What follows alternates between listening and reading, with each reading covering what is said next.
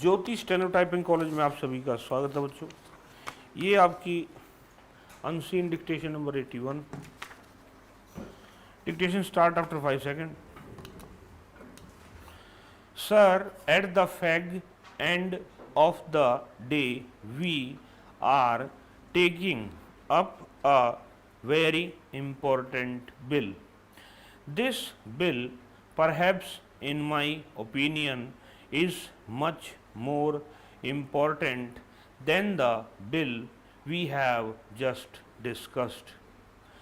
After all, the entire progress and prosperity depend on energy, and in our country so far we have only one kind of energy, and that is coal, which was so long neglected calculatedly, and the whole country is today discussing the deposits of coal, utilization of coal, conservation of coal, the byproduct of coal, and justifiably so.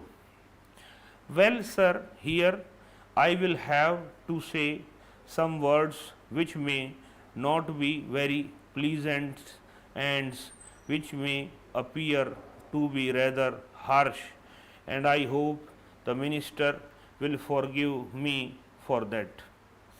Not that I lack any respect, but the issues have grown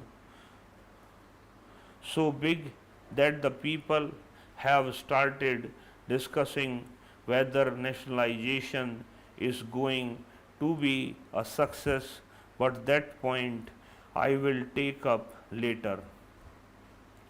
The second point is about the coal board, which is going to be a success, but that point I will take up later. The second point is about the coal board, which is going to be abolished, that the sooner it goes the better, but what about the employees? What security of service they have, what prospects they have. After all, they were rendering service to particular organizations for the last 20 years. Will they be thrown out? If not, will they be absorbed? Now you are creating a new setup. This is a big question to which I hope our able Deputy Minister will be able to reply if the Minister does not touch the point. The point is also important: what will be the status of the planning and designing division which he is going to take over. This matter was raised in the consultative committee. We pointed out that if we put the people who are in charge of conversation under the people who are in charge of production, then conservation will not get the attention which it should get. In order to satisfy Parliament and people, he will naturally try to raise as much as he can.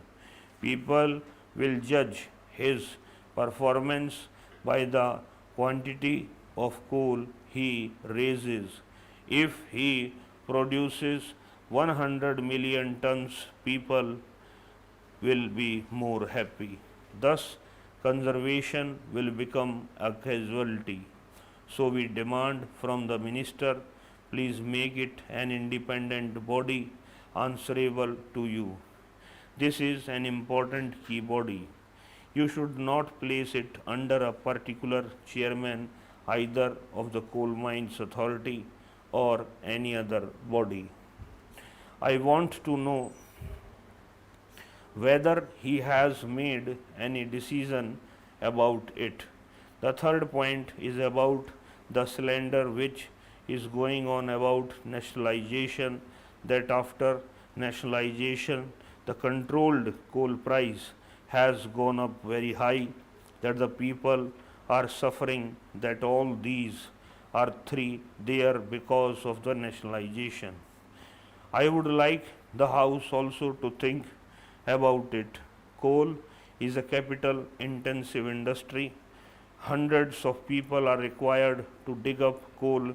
New machinery is required. Mr. Vice Chairman, sir, after having heard the Honorable Member and the ghastly picture that he has given of the working conditions in the coal mines and the conditions of the mine workers, one is convinced that if there is any time when such a legislation should have been thought of, it is really the present time. Sir, if I lay any stress on coal as the source of energy, I would be rather explaining the reasons.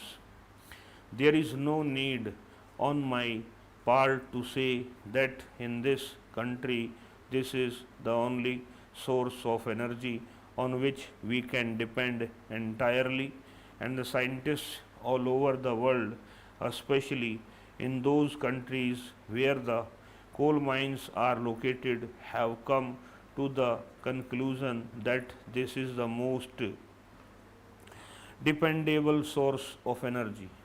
The silent features of this bill have been pointed out by the Honorable Minister in his opening remarks. First comes development or the planning. Actually, there are three phases which take place whenever we want to think of development of a mine. First is the exploration, second planning, and third mining. Processing of the mineral, transportation, and the rest of the things are secondary. First, we make a complete survey of the mineral resources and we know what is the geological phenomenon of the ore body. Next comes planning. How are we going to take planning? In planning, we have to see how economical we can be in mining the mines. There we come to the third phase, which is mining itself. All these things have to be done very carefully. It is a matter of regret that in India, where the mineral resources are so much and so vast and so expensive, our technology and our expertise in this behalf is not up to the mark. It is unfortunate that we follow unscientific system. The duty of the mines ministry should be to see that whatever mining is done, our mine owners gradually overstep to a stage where only scientific mining takes place and nothing else. Sir, the second feature of this bill is that an excise duty is being levied which shall not exceed rupees 20 per ton. As it is, we have now an excise duty on different grades of coal. Now we are likely to have about 90 million tons of coal during this year. Now, granting that the least excise levy that we may have this year is about rupees 4 or so, the whole amount comes to about rupees 36 crores, which we will be getting just from this source only. The question is how this amount is going to be spent. In clause 9 of the bill, different items have been shown on which this sum has to be spent.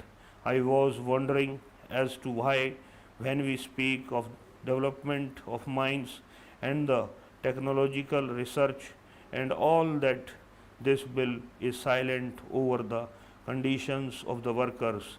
The excise duty is not spent for workers. ये website पे लगा दिया गया है। इस class में इतना ही बच्चों, नमस्कार बच्चों।